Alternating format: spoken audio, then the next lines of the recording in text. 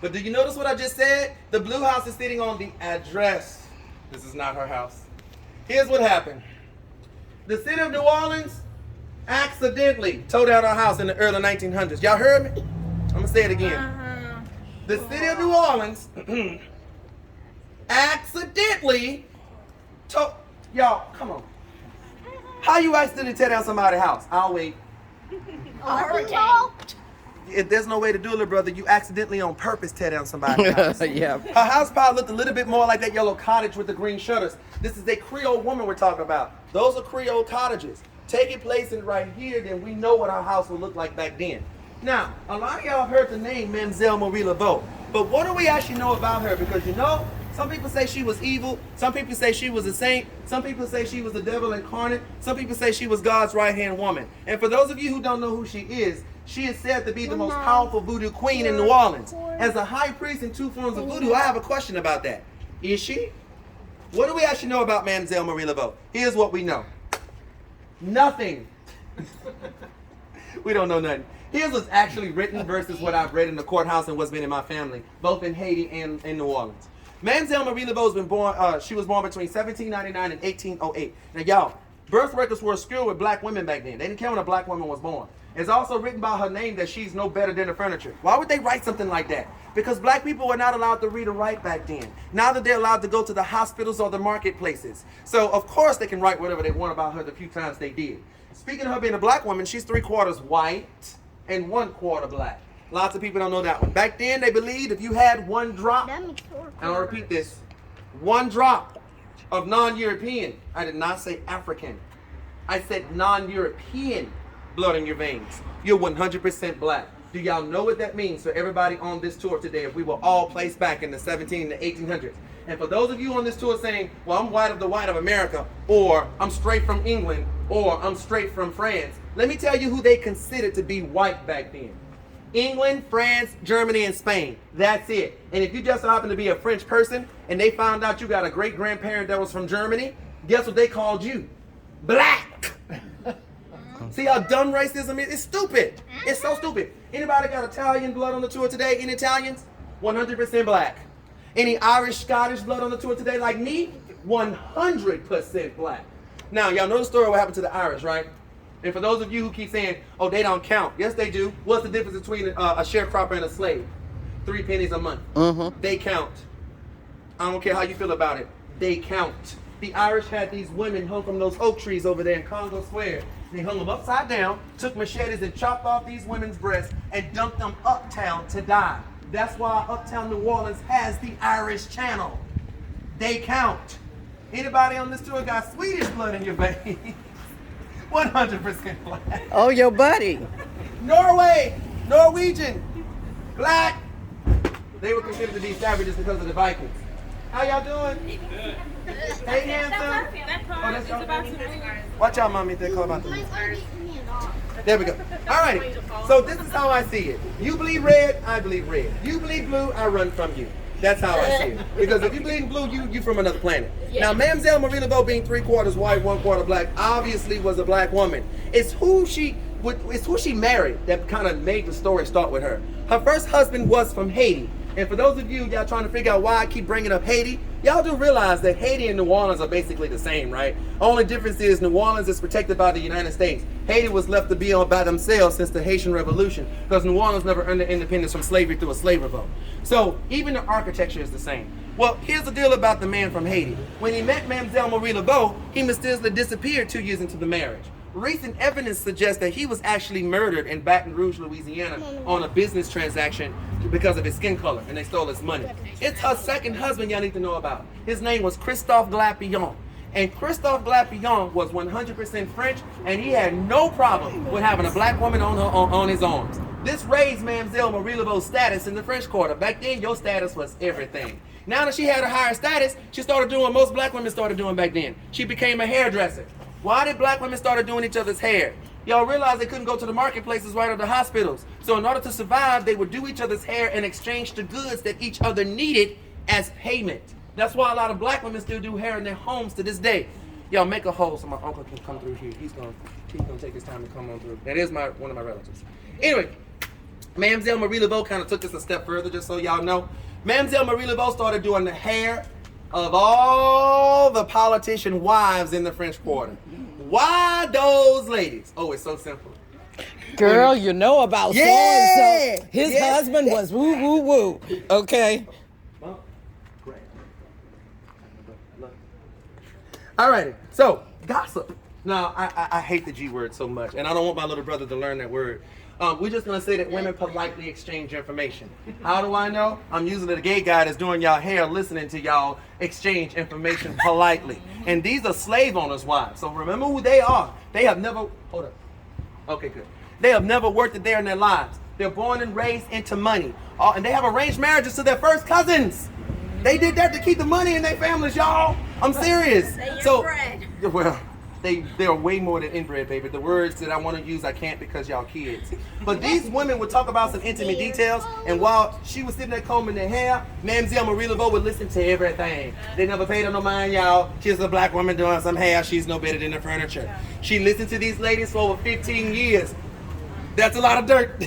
You can build mountains with that dirt. Why do you think she was out there talking to all you women after the voodoo ritual doing us men?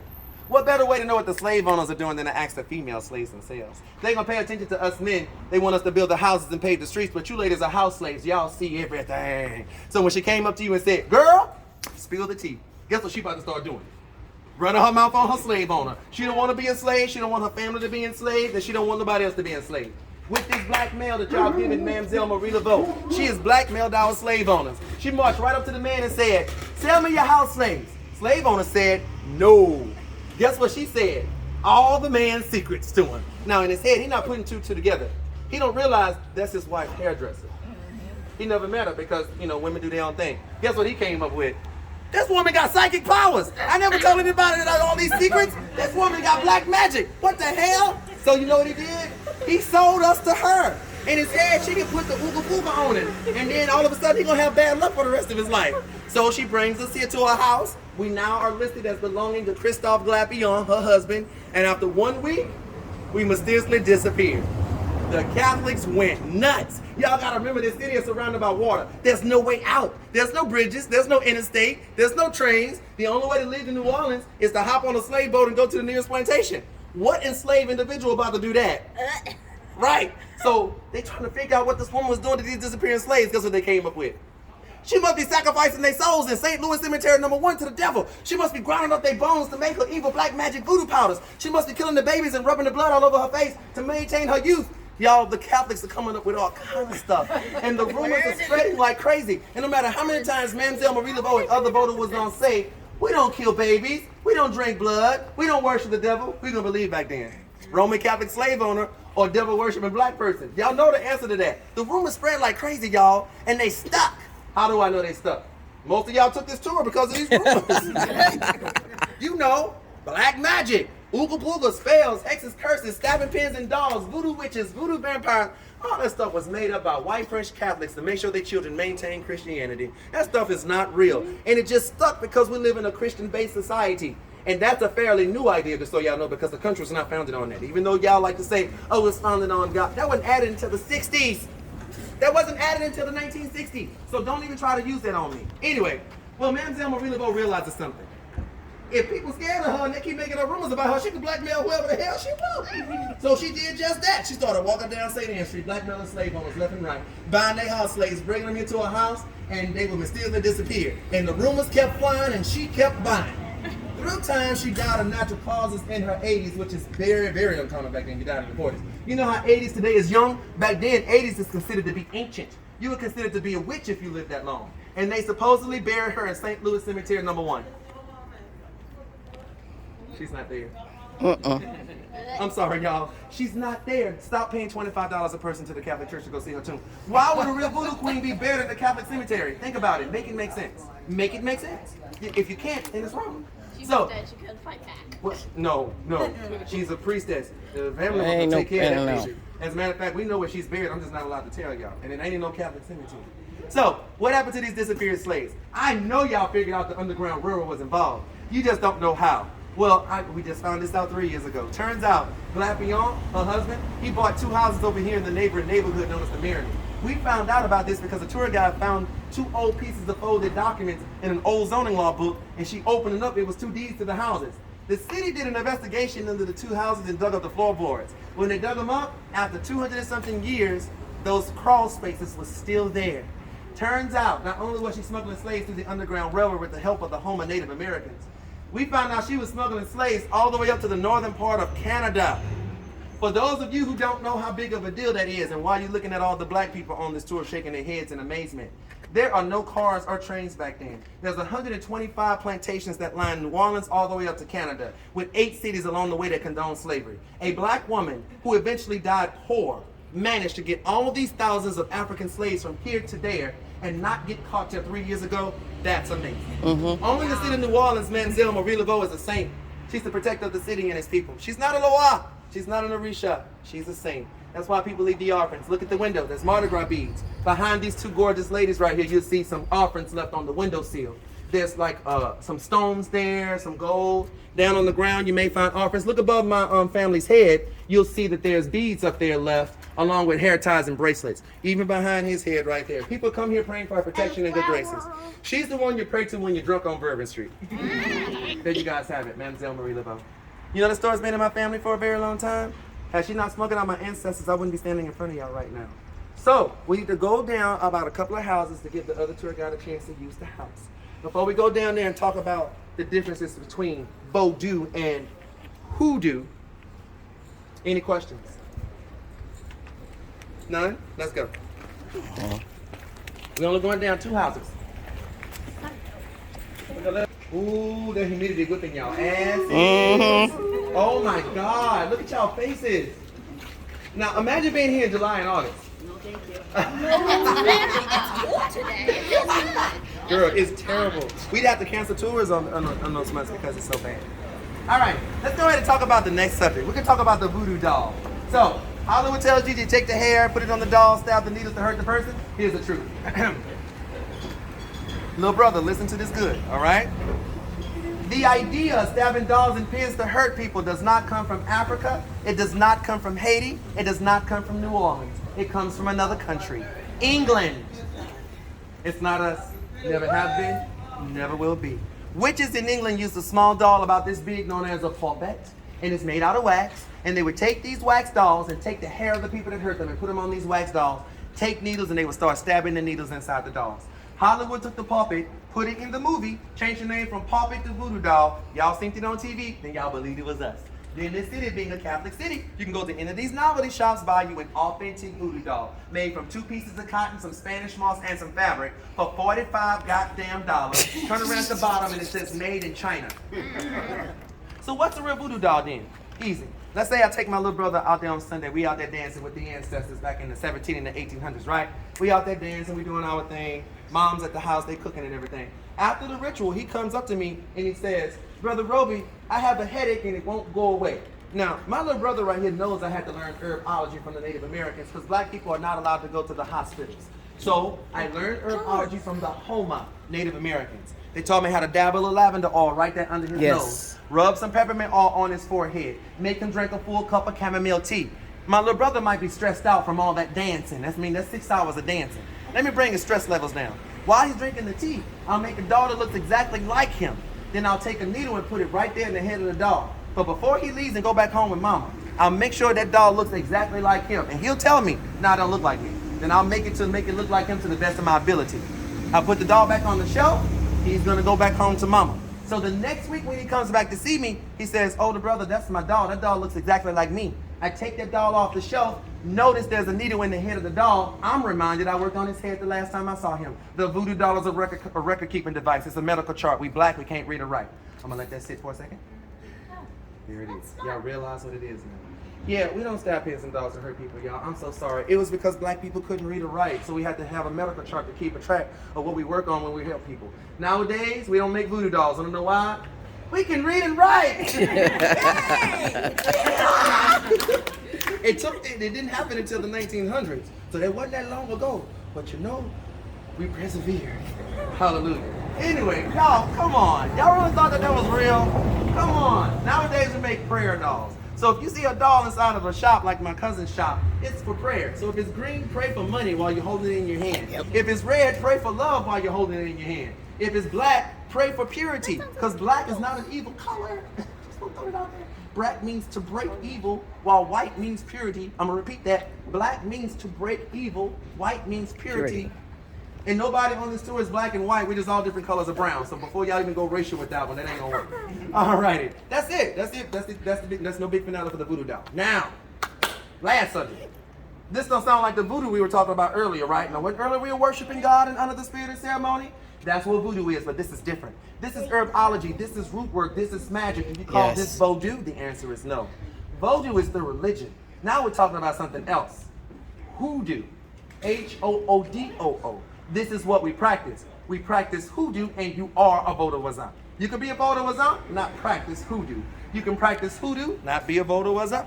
But it just so happens, those of us born and raised in these traditions, mom and dad are gonna teach us how to do both. So you practice hoodoo, and you are vodou. Watch this. I'm sweeping the floor with the broom. And I ain't even finished the sentence. I ain't even finished the sentence. I know. Okay. I think I know where this is going. I'm sorry. They don't know what's happening. Yeah, they don't know what's happening. No. Okay. They don't know what's happening. No, Look, they give me feelings. I gotta tell y'all what just happened, so y'all can understand what happened. So you don't sweep a black woman's foot. That's why I was headed. Cause she gonna spit on the broom and probably take that broom and beat your ass.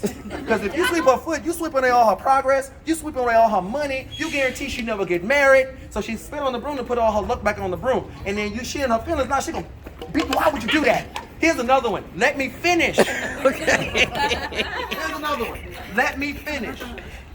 I take your, you can show them on your faces. Let me finish. I take your purse.